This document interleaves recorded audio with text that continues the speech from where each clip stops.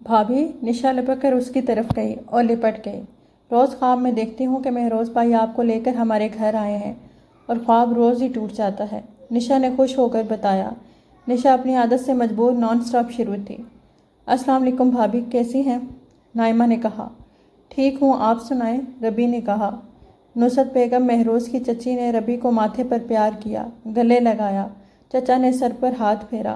भाभी, आप इतनी प्यारी हैं, बिल्कुल परी लगती हैं। निशा ने रबी का हाथ चूमा और रबी कितने अरसे बाद खिलखिला कर हंस दी। महरोज़ के साथ सब ने चौंक कर रबी को देखा। देख रहे हो अपनी बहन का कमाल? एहसान चचा ने कहा। जी देख रहा हूँ, और अपनी बहन को इनाम देने को दिल कर रहा है। निशा, महरोज़ ने जेब से वॉलेट निकाला। जी भाई, वो दूर से बोली। ये लो तुम्हारा इनाम। उसने हज़ार हज़ार के नोट उसकी तरफ बढ़ाए। किस चीज़ का?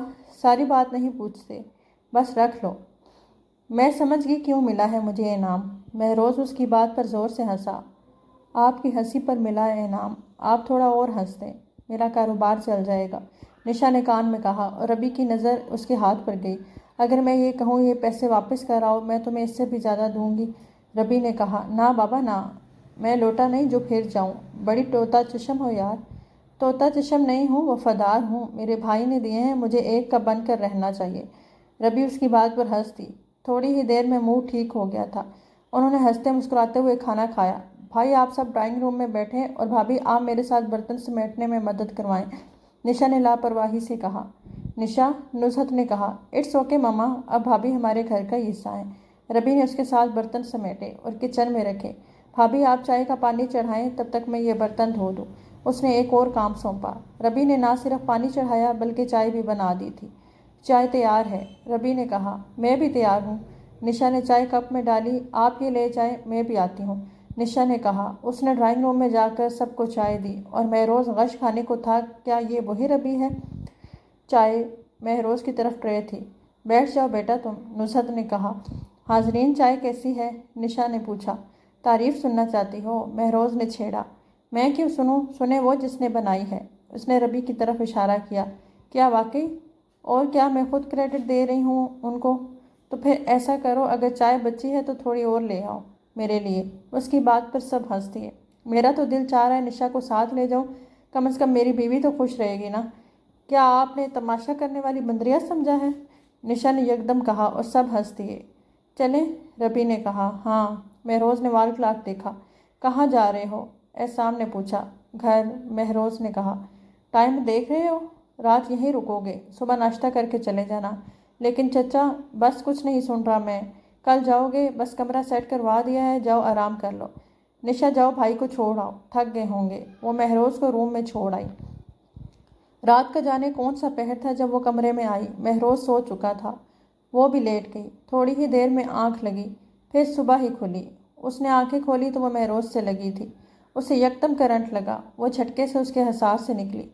क्या हुआ, सुबह सुबह करंट क्यों मार रही हो? महरोज़ कहनी के बल उठा। बिना शर्ट के उसके मसल्स नुमाया हो रहे थे, किसी बॉडी बिल्डर की तरह। रबी उठकर ड्रेसिंग टेबल के सामने गई। रात तुमने इतनी देर लगा दी आने में, मैं तो सो ही गया। महरोज़ भी उसके अकब में आकर उसके बालों में चेहरा छुपाने लगा। मुझे पता होता तुम हमेशा के लिए सोना चाहते हो तो कब की आ जाती। क्यों अपने होने वाले बच्चे को यतीम कर रही हो? महरोज़ ने प्यार से कहा। बच्चा? वह हैरान हुई। तुम क्या समझती हो तुम मुझसे ये बात छुपा लोगी? मगर ऐसी तो कोई बात नहीं। महरोज़ ने उसे अपनी तरफ घुमाकर उसका रुख किया, उसका चेहरा थाम लिया। अब मेरी आंखों में आंखें डाल कर कहो कि ऐसी बात नहीं है। तभी दरवाजे पर दस्तक हुई। रबी साकत खड़ी रही। वो पलट गया। वो शख्स वो बात भी जान गया था जो वो अपने आप से भी छुपाई फिर रही थी। उसे कई बार अपनी तबीयत पर शक हुआ, मगर उसने टाल दिया। वो शक पर यकीन की मोहर नहीं लगाना चाहती थी। थोड़ी देर बाद नाश्ता करके वो लोग वापसी के लिए निकल गए। उसे अपनी माँ शिद्दत से याद आ रही थी। उसके खामोश आंसू बह रहे थे। उसने घर पहुंचकर गाड़ी का दरवाज़ा खुद खोला और उसे हाथ पकड़कर उतरने में मदद की, मगर वो उसका हाथ छोड़कर आगे बढ़ गई। उसका रुख बेडरूम की तरफ था। अस्सलाम वालेकुम, उसने आरफा बेगम को सलाम किया। वालेकुम सलाम। रबी को क्या हुआ? शायद तबीयत ठीक नहीं। क्या हुआ तबीयत को? परेशानी की बात नहीं, खुशी की बात है। रैली? सच कह रहे हो? आरफा चहक गई। आप उसे डॉक्टर के पास ले जाएं, कंफर्म करवा लें। रबी उदास क्यों है? शायद घर वालों को मिस कर रही है इस मौके पर। तो कोशिश करो ना उसकी अम्मी अब्बा मान जाएं। कुछ तो करना ही होगा। ہاں کوشش کرو، مان جائیں گے انشاءاللہ۔ کہاں جا رہی ہیں؟ اس نے عارفہ کو جاتے دیکھ کر پوچھا۔ تمہارے ڈیڈ کو خوشخبری دینے۔ مہروز مسکرا دیا۔ اپنی مام کو منع کر دو، مجھے نہیں جانا ڈاکٹر کے پاس۔ ربی نے کہا، مجھے تمہاری نہیں اپنے بچے کی فکر ہے۔ مجھے ضرورت بھی نہیں تمہاری فکر کی، تو مجھے اپنے بچے کی تو کرنے دو۔ بڑی تکلیف ہو رہی ہے اپنے بچے کے لیے، بیوی کے لیے بھی ہو رہی ہے۔ اف کیا حال بنا لیا ہے۔ تمہارا حال بھی اپنے جیسا ہی کر دوں گی، وہ نفرت سے بولی۔ وہ تو تم کر ہی رہی ہو، دن بھی برباد اور راتیں بھی۔ یوں لگتا ہے شادی کو 30 سال ہو گئے ہیں، مرد ہو کر بھی خود کو سنبھال کر رکھا ہے، کبھی بہکا نہیں۔ سوچا مشرقی بیوی سے سب ارمان پورے کروں گا اور مشرقی بیوی ہاتھ تک نہیں لگانے دیتی۔ یا جو رشتہ مجھ پہ حلال ہے اسے تو حرام مت کرو۔ کیا چاہتے ہو؟ وہ سب جو ایک شوہر چاہتا ہے۔ ہر شوہر زبردستی کا نہیں ہوتا، ہر بیوی تمہاری طرح ضدی اور غسیلی بھی نہیں ہوتی، شوہر کے بڑے بڑے عیب ڈھانپ لیتی ہے۔ تم نے ڈھانپا تھا میرا عیب، معاف تو کر سکتی ہو نا؟ مجھے کسی نے معاف کیا؟ اس دن تم مجھے معاف کر دیتے تو اب پھر تم کون ہو معافی مانگنے والے؟ اس کی آواز بھر آئی۔ مطلب تم معاف نہیں کرو گی؟ نہیں۔ اس نے لب بھینچ لیے۔ مہروز، ربی تیار ہے؟ عارفہ نے کہا۔ نہیں، آپ ڈاکٹر کو فون کر کے منع کر دیں، مہروز نے 2 ٹوک کہا۔ بریف کیس اٹھائے باہر آیا۔ کہاں جا رہے ہو؟ لاہور۔ واپسی کب تک ہوگی؟ شاید کل۔ وہ جواب دیتا باہر نکلنے لگا، لیکن بیٹا وہ ربی، اسے اس کے حال پر چھوڑ دیں۔ وہ ماں سے کہتا باہر نکل گیا۔ اس کے ذہن سے ربی کی باتیں نہیں نکل رہی تھیں۔ پوری رات خالی بستر پر اسے نیند نہیں آ رہی تھی۔ اس کا دھیان مہروز کی طرف جا رہا تھا۔ کیا مجھے اس کی عادت ہو گئی ہے؟ وہ نہیں ہے تو مجھے بے چینی کیوں ہے؟ وہ اٹھ بیٹھی، ساری رات جاگ کر گزاری۔ صبح جب آنکھ کھلی تو اس کا سیل گنگنا رہا تھا۔ ہیلو، مہروز بات کر رہا ہوں۔ کیسی ہو؟ ٹھیک ہوں۔ رات کیسی گزری؟ میری یاد آئی؟ رات اچھی گزری ہے، سکون سے۔ تمہارا تو خیال بھی نہیں آیا۔ تم تو جھوٹ بھی سچ کی طرح بولتی ہو، لیکن اب میں سچ کو سچ اور جھوٹ کو جھوٹ ہی مانوں گا۔ میں آج آ رہا ہوں، مجھے بھی نیند نہیں آئی۔ اتنا کہہ کر اس نے فون رکھ دیا۔ مہروز بخت، میں تمہیں دل سے یاد تو کر سکتی ہوں مگر معاف نہیں کر سکتی۔ اس نے خود کلامی کی اور گہری سانس لے کر رہ گئی۔ آج تو تمہاری چیک اپ ڈیٹ ہے، وہ دراز سے فائل نکالتے ہوئے بولا۔ جانتی ہوں، وہ بالوں میں کنگھی کرتے ہوئے کہنے لگی۔ تو پھر چلیں، ٹائم ہو گیا ہے۔ وہ اس کے قریب آ کر کھڑا ہو گیا۔ اس نے اٹھ کر اپنے ارد گرد چادر پھیلا لی اور مہروز کے ساتھ باہر نکل گئی۔ مہروز نے سیڑھیاں اترنے میں مدد کی، اس کا ہاتھ پکڑ کر۔ وہ اسے لے کر گاڑی تک آ گیا۔ ربی کا جسم اب خاصا صحت مند ہو گیا تھا۔ 2 ماہ رہ گئے تھے اس کی ڈلیوری کو اور وہ اس کی ہر بات کا خیال رکھتا تھا، چلنے پھرنے، کھانے پینے کا۔ ہر مہینے بعد چیک اپ بھی ریگولر ہو رہا تھا، دوائیں بھی ٹائم پر دیتا۔ اس نے ربی کا خیال رکھنے میں کوئی کسر نہیں چھوڑی تھی۔ مہروز وہ بہت دیر سے درد برداشت کر رہی تھی، لیکن اس کی چیخ نکل رہی تھی۔ اس نے مہروز کو پکار ہی لیا۔ ربی، وہ ہڑبڑا کر اٹھا اور ہاتھ بڑھا کر لیمپ چلایا۔ مجھے بہت تکلیف ہو رہی ہے۔ ربی کا چہرہ پسینے سے تر تھا۔ تم ہمت سے کام لو، میں مام کو بلاتا ہوں۔ وہ باہر نکلا۔ عارفہ بیگم نیند سے اٹھ کر بھاگی آئی تھیں۔ مہروز نے اسے گاڑی میں بٹھایا۔ رات کے 3 بجے اچھی خاصی افراتفری ہو گئی تھی، لیکن 1 گھنٹے بعد جب اس کی بیٹی کی خوشخبری ملی تو وہ ساری افراتفری بھول گیا۔ اس کی خوشی کا ٹھکانہ نہ رہا۔ نرس نے بچی کو اس کی گود میں تھما دیا۔ سوری، آپ کی بیوی کی حالت خاصی خراب ہے۔ ڈلیوری کے وقت ان کا بی پی لو ہو گیا تھا، ان کا جسم بالکل بے جان ہو گیا ہے۔ مہروز کی ہوائیاں اڑنے لگیں۔ انشاءاللہ سب ٹھیک ہو جائے گا، اٹھو، حوصلے سے کام لو اور نماز کے بعد دعا کرنا۔ چلو مسجد، میں بھی جا رہا ہوں، فیروز نے کہا۔ فیروز نے بچی کے کان میں اذان دی اور مسجد چلا گیا۔ مہروز بھی نماز پڑھنے چلا گیا، مگر نماز پڑھ کر واپس بھی آ گئے تھے، مگر ربی کو ہوش نہیں آیا۔ صبح ہو چکی تھی۔ عارفہ نے گاؤں فون کر کے بھی بتا دیا تھا، لیکن ایک ربی کی فیملی تھی جنہوں نے فون سننا گوارا نہیں کیا۔ تم پہلے بھی 2 بار آ چکے ہو اور ہمارا جواب انکار میں تھا، اور آج بھی ہے، احمد مرتضیٰ نے سخت لہجے میں کہا۔ پہلے جب آیا تھا تو حالات یہ نہیں تھے۔ میں آپ کے پاؤں پکڑنے کو تیار ہوں، اسے معاف کر دیں، بس ایک بار کر دیں۔ وہ آج 3 دن سے ہسپتال میں ہے، موت اور زندگی سے لڑ رہی ہے، بلکہ یہ کہیں کہ لڑ ہی نہیں رہی، وہ ہار ہی رہی ہے۔ وہ زندگی سے منہ موڑ رہی ہے۔ مہروز کی آنکھوں میں آنسو تھے۔ زندگی میں پہلی بار وہ یوں رویا تھا، اس کا صبر جواب دے گیا تھا۔ اس مقام پر آ کر وہ ہار گیا تھا۔ پہلی بار احمد اسے دیکھ کر ٹھٹکے تھے اور سکینہ بیگم تڑپی تھیں۔ کیا ہوا ہے اسے؟ اس کی ممتا کی تڑپ چھپی نہ رہی۔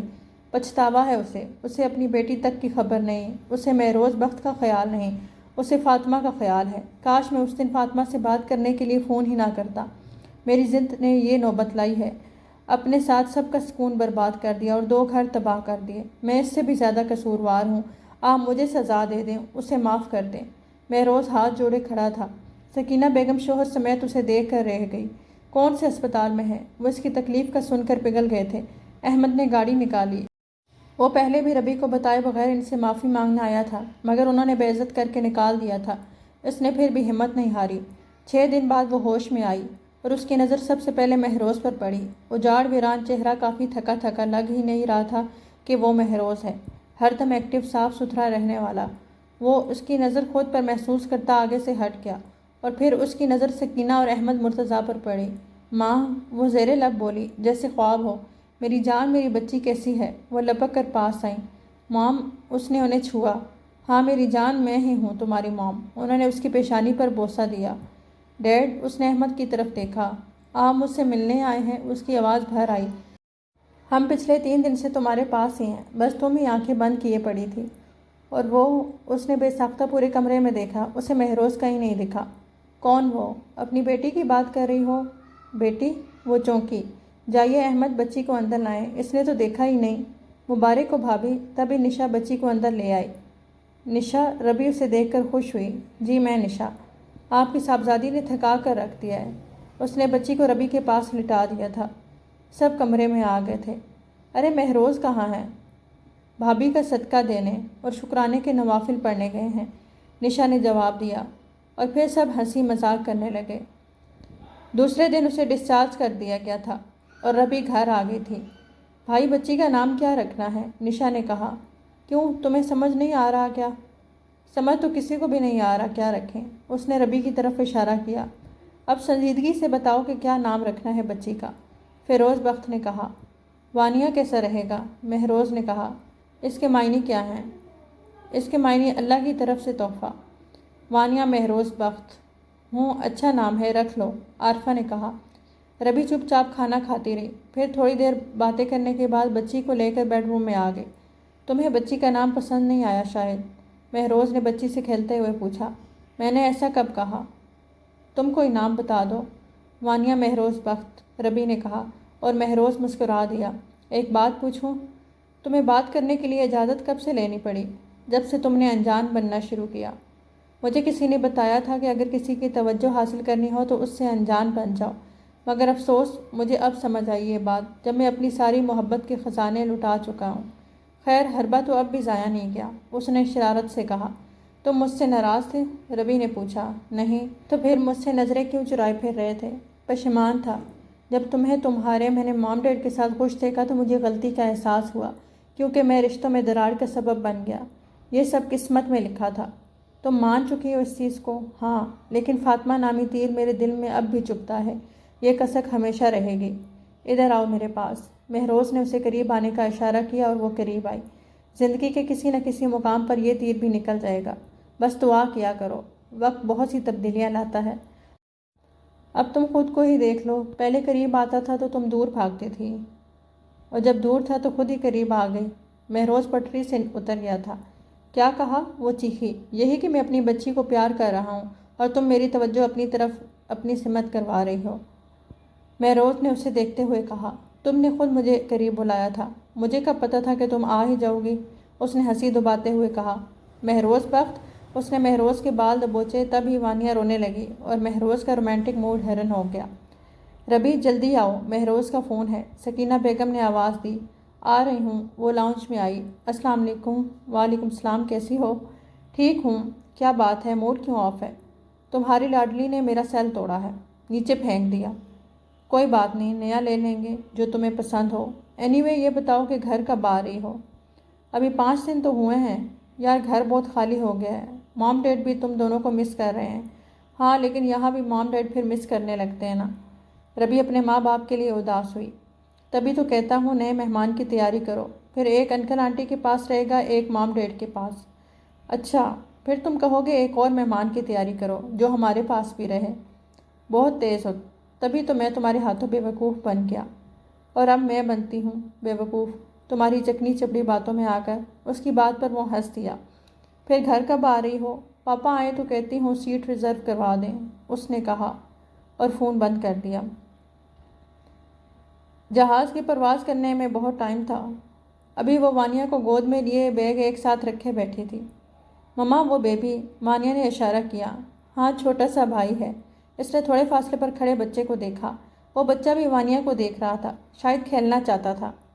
بالآخر وانیا نے اس بچے کا ہاتھ پکڑ کر اس کو کھینچ لیا اور وہ رونے لگا۔ او ایم سوری، یہ بس کھیلنے کی ضد کر رہی ہے۔ ربی نے گاؤن میں بیٹھی اس کی ماں سے معذرت کی۔ اٹس اوکے، لیکن کبھی کبھی کھیل میں زندگی داؤ پر لگ جاتی ہے۔ ربی کو حیرت ہوئی۔ اس آواز نے ربی کی سماعتوں پر بم پھوڑا۔ فاطمہ، اس نے بے یقینی سے کہا۔ فاطمہ، یہ تم ہی ہو نا؟ کوئی شک ہے؟ فاطمہ، تو تم کہاں تھی؟ ربی کا لہجہ بھرا تھا۔ پرانی باتیں یاد آ گئی تھیں۔ میں نے بہت بار تم سے ملنے کی کوشش کی، مگر خدیجہ ممانی نے بتایا کہ تمہاری شادی ہو گئی ہے۔ تم کہاں ہو، کیسی ہو؟ کچھ نہیں بتایا۔ جب سے مام ڈیڈ نے مجھ سے ملنا شروع کیا، ماموں نے ان سے بھی واسطے ختم کر دیے، ربی نے کہا۔ میری شادی ابا نے اپنی مرضی سے کر دی، لیکن اللہ کا شکر ہے میں بہت خوش ہوں اپنے شوہر اور بیٹے کے ساتھ۔ پرانی کوئی بات یاد نہیں رہی۔ شادی شدہ زندگی میں وقت نہیں ملتا سوچنے کا۔ فاطمہ جانتی تھی کہ ربی شرمندہ ہے۔ ملتا ہے وقت، جب جب لیٹتی ہوں سونے کے لیے نیند نہیں آتی۔ آئے گی کیسے؟ سب یاد آ جاتا ہے، ہم نے کبھی کسی کے ساتھ جو بھی برا کیا ہو۔ ربی بھول جاؤ پرانی باتیں، میں بھی بھول گئی ہوں۔ میں اس بات کو چھوڑ دوں گی، تم مجھے معاف کر دو تو۔ اس نے بہتے آنسوں کے ساتھ ہاتھ جوڑ دیے۔ میں نے تمہیں معاف کیا، سچے دل سے۔ ابا بے شک تم سے ناراض رہے، مگر میں نے معاف کر دیا۔ ہاں، شروع میں دکھ ہوا تھا، لیکن جب سے شادی ہوئی ہے میں سمجھ گئی ہوں یہی قسمت ہے۔ وہ تو میری قسمت تھی ہی نہیں، میری قسمت تو یہ ہے، وہ تو تمہاری تھی۔ ربی کے بلک بلک کر رونے پر سب اسے گھور رہے تھے۔ ربی سنبھالو خود کو۔ فاطمہ نے اسے گلے لگایا۔ Thank you Fatima. اس نے فاطمہ کا ہاتھ چوما۔ آج اس نے کھل کر سانس لیا، ضمیر کا بوجھ اتر چکا تھا۔ فاطمہ بہت خوش تھی اپنے شوہر کے ساتھ۔ وہ کراچی میں ہوتا تھا، اچھی فیملی تھی۔ آج وہ اپنے ماں باپ سے ملنے آ رہی تھی۔ جب اسلام آباد ایئرپورٹ پر ان کی ملاقات ہوئی، وہ باہر آئی تو مہروز کھڑا تھا۔ اس نے پلٹ کر فاطمہ کو دیکھا، پھر آگے بڑھ گئی۔ کسے دیکھ رہی ہو؟ فاطمہ کو۔ فاطمہ؟ ہاں، آج اس نے مجھے زندگی بخش دی ہے۔ مہروز، مجھے معاف کر دیا اس نے۔ مہروز نے خدا کا شکر ادا کیا۔ اس بار لاہور جا کر تمہیں بہت مس کیا، ربی نے اس کے کاندھے پر سر رکھتے ہوئے کہا۔ کیوں؟ بس پیار آ رہا تھا تم پر۔ تو اب کر لو۔ نہیں، اب گھر جا کر۔ تو جلدی چلو۔ مہروز نے گاڑی کی سپیڈ بڑھائی اور ربی کھلکھلا کر ہنس دی، اور ان دونوں کو ہنستا دیکھ کر وانیا تالی بجانے لگی۔